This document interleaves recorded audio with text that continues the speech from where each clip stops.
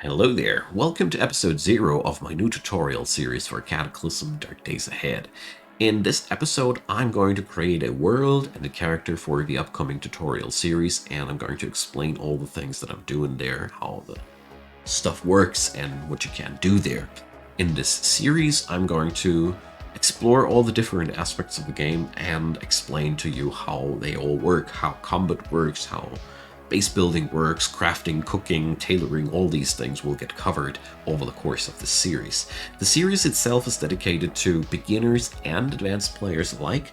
I'm not going to do that much key binding explanation in a nutshell. I try to do all the things, I'll try to explain all that I can, but if you're a totally newcomer to the whole genre, I did a series especially dedicated to beginners with everything explained very, very granular. Playlist link is down there. Check it out if you feel overwhelmed by this series. That being said, we're playing experimental version, and if you don't know how to get yourself to the game and how to install it, I also have a link to a downloader/installer in the description box, leading to a GitHub repository where you can download the software, which allows you to download the game, the mods, the sound packs, the tile sets, all the things that you want to get rid of the ASCII clunkiness and make this game a good-looking clunky game that still has its kinks. Well, Cataclysm is very, very deep and sometimes a little bit hard to control, but the version that we're running here that you can get over the launcher that I have linked down there is amazing, and well, I can only recommend it until the Steam version has hit town, which will take a little bit longer as far as I know. Okay, that being said, let's get finally started with world creation. So, we create a world here, and we're going to leave those sliders alone, because when you press S, you enter the advanced options, and that's where you can do all the things that you can do here, and a whole lot more. So I just want to quickly explain what these things mean, the ones that need explanation at least. World end handling defines how the world will stay when your character dies, and will it be reset, will it be kept, will it be deleted? It's up to you. If you want that Project Zomboid feeling where your character achievements will carry on to the next world, or if you want a world that's always a new clean slate, it's up to you. Size of cities and city spacing, well, this defines how large the cities are, and this defines how far away from each other they are. This way you can create a world with huge cities that are far away from each other, small cities that are very close to each other. I love how this has two very, very distinct sliders can give you so many different ways of creating cities. Spawn rate scaling factor is how many monsters will spawn. Item spawn scaling factors, how many items will spawn. The higher the number, the more. And here with the NPCs, it's exactly the other way around. The higher the number, the fewer NPCs, which is a little bit confusing, but it is as it is. And last but not least, the monster evolution scaling factor. The higher this number, the slower the monsters will evolve into something even more horrible. So if you feel like new monsters are coming too fast, this is where you need to change up something. Monster speed and resilience, well, I think these go without saying, and the other things down here only define the course of the passing of time, and I didn't find anything that wasn't really easily self-explanatory, so we leave that, and I'll leave this world at its default settings because I want to create something that is, well, relatable for everybody, you know? So we call this world tutorial, and now I press M for the mod manager. So I quickly want to talk about the mods that I'm going to use in this series and why. So the standards are the basic core content pack. Disable NPC needs. This is really important because otherwise the NPCs in the world might die just because they exist, which sucks. Portal storms ignore NPCs. Well, portal storms are new environmental disasters, and it's really good to have that, because otherwise it would be really hard to keep your friends alive, because your friends are not that easily. Well, it's good to have that. Let's put it down like that. No fungal growth. Well, this puts an end to a certain faction destroying your game's performance completely, I highly recommend to have that. And bionic professions, well, everybody keeps it and as a base core content thing, so we keep it as well. It's basically, well, machine implants that do stuff. I'll keep it like that. As you see here, the list for mods is quite large that you can have. I'm not going to go deeper into these. We're just going to go over the balance things.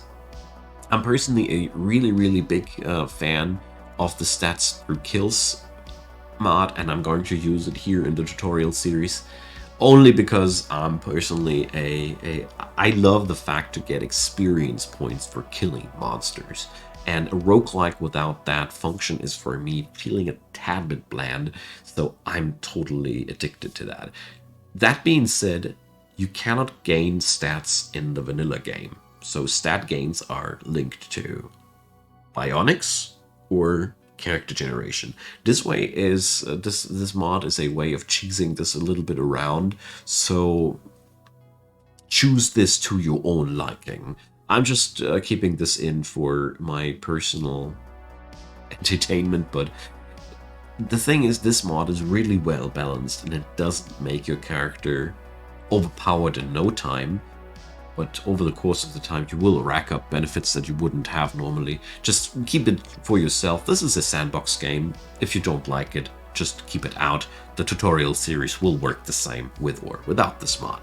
So that being said, we press escape now. We have the mod list in. Let's press finish. So the world is now created, and now we are going to go and create a new game here. I want a custom character in the tutorial. Now you see I had a tutorial world there too. Oh, well, let's delete that world, the tutorial world I mean. And here we go. So let's create a character in here.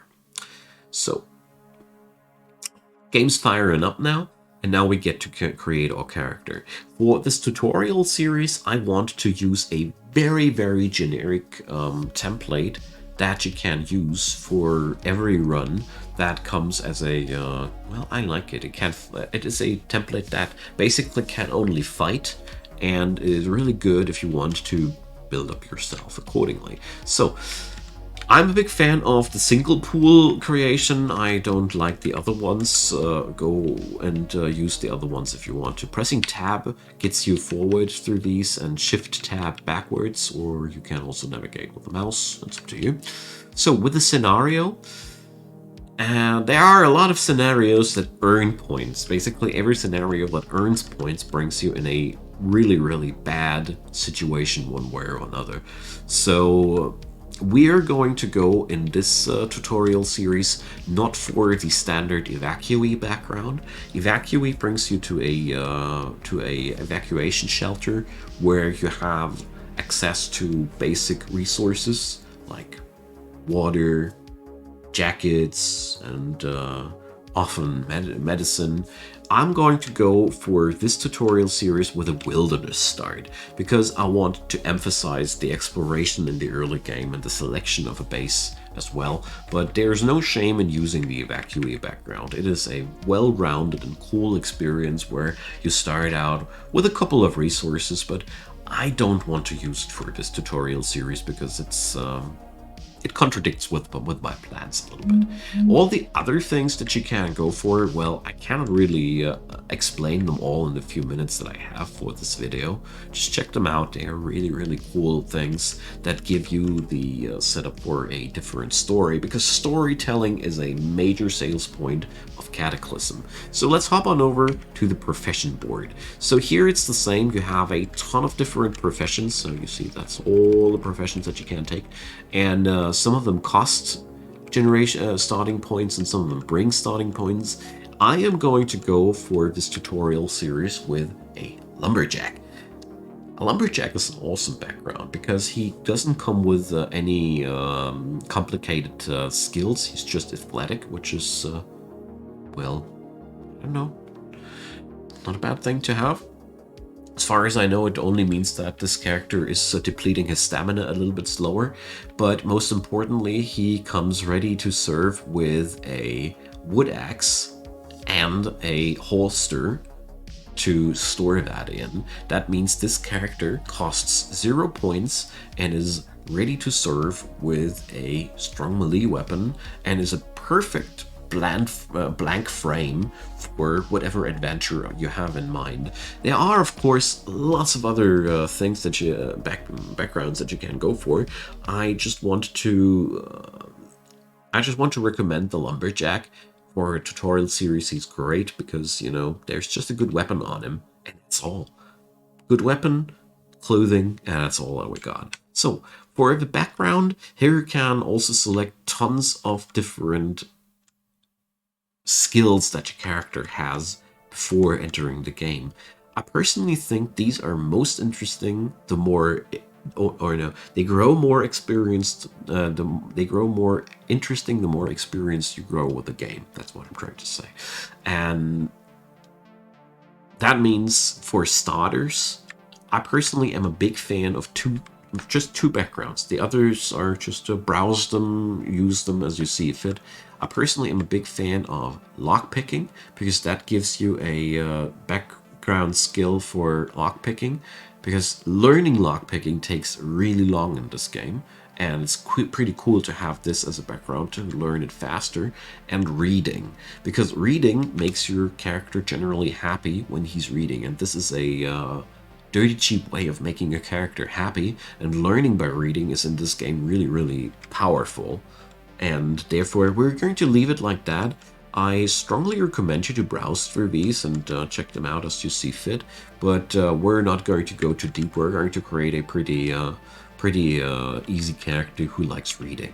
So, in the stats tab, so if I'd be not playing with stat gain, I'd be investing like 3 points here into something like strength, 2 points to be a little bit on the higher end of carrying weight, and a little bit of dexterity maybe, or intelligence. Basically, these points here are really valuable because you cannot increase your stats later. So if you don't run the mod, go for something like a setup like this. If you are new to the game and you're about survival, and a setup like this would be pretty cool for people who already know their way a little bit around, for racking up more of a crafting bonus to be faster, because that's really useful to be faster at these things.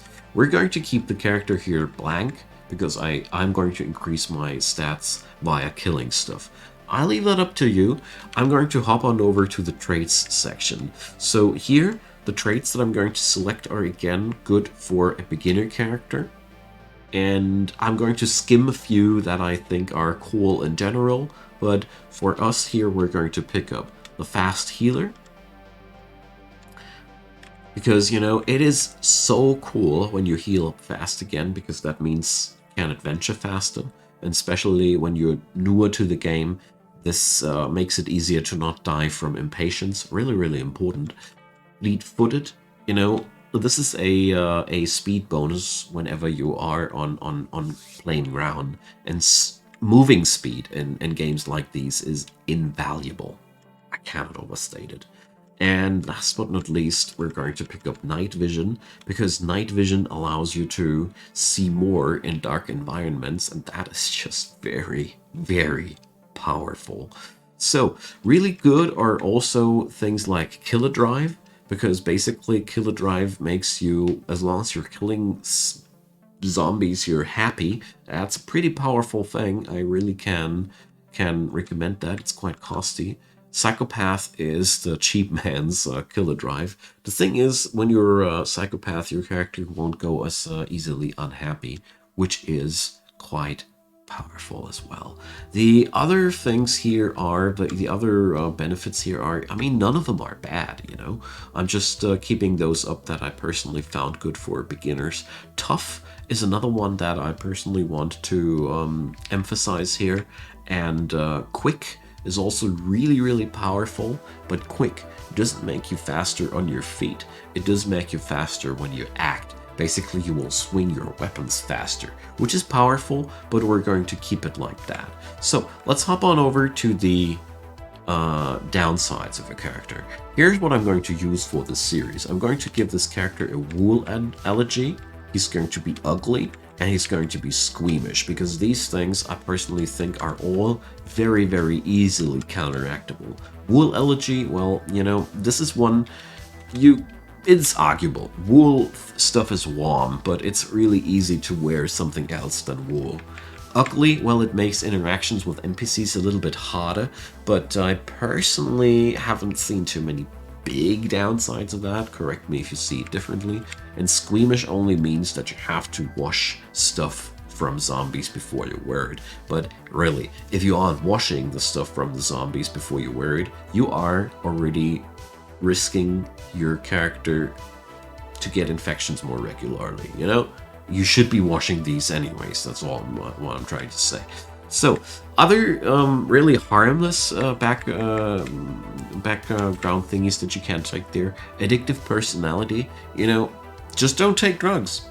I mean, this can be a little bit problematic because, you know, drug abuse and CDDA is something that you can use to keep your character happy, but if you have other happiness generating things, it's a really good way of earning 2 points. You just don't have to take that stuff, you know. And besides that, the other downsides, well, it depends very, very strongly on your playstyle. Lactose intolerance can be also pretty easy to counteract. Rigid table manners, well, all you need is a table and a chair. By all means, that's not hard to put up. But, well, I'll leave it to you what we're going to pick up there. I personally like this little mix-up as a strong frame. We're going to go in the skills section. We're going to increase bashing weapons, cutting weapons, melee, and dodging. I'll leave it at that. So you could technically now invest into all the other things, of course. What I personally could recommend here would be devices again, because it's a pain to level up devices when you're just trying to pick locks at least. Healthcare goes a long way as well, because the higher your healthcare, the better your bandages, and having that on a decent level early on is really cool. But beyond that, all the other things, well, you can keep them like that. That's because in Cataclysm, leveling up your crafting skills, for example, from 0 to 4 is ridiculously fast.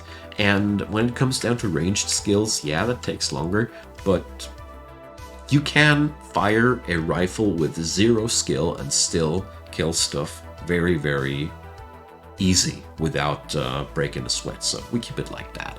So, and that's our character. So if you'd want to have if you'd want to have it like this here, you'd be just adjusting it like that. So basically, I'd be rolling a character like that. So if you wouldn't be gaining stats by kills, I would be racking up this character like that. But I'll leave it up to you. I personally will roll with... Yeah, well, we're going to roll with that, so it will resemble a character that hasn't been under the mods like that. Okay, so everybody, that's going to be our character that we're going to go in our tutorial series. You can now go over here and change height, age, blood type, and these things. You can select different starting locations. I'm personally going to go here for a random location. I really don't want to know where we're going to go, because the start of the new series is supposed to be about finding a good place to hang.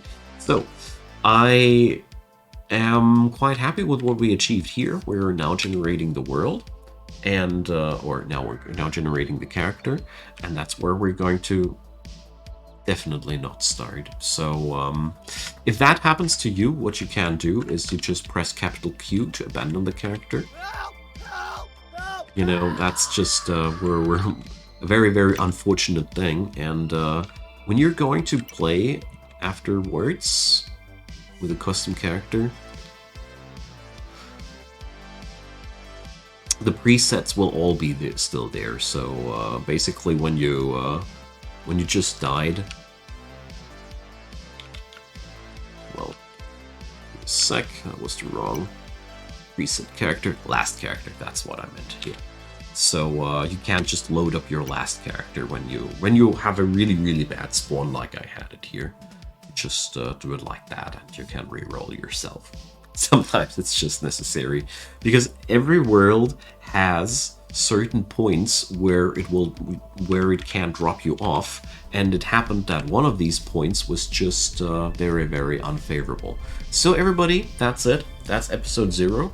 In the upcoming episode, we're going to pave our way and get ahead in the wonderful world of Cataclysm. I thank you for watching. I hope you will go on in with episode 1 on with me.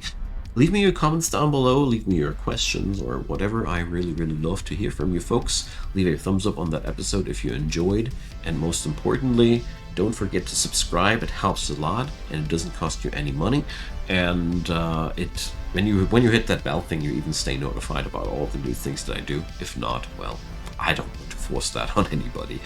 Thanks for watching, you all. There are many things that we will do in this upcoming series, and I am so much looking forward to it. Yeah, that's what I had in mind. Leave me your comment down below about what kind of things you want to see in the series. That being said, see you all on episode 1, and have a good one.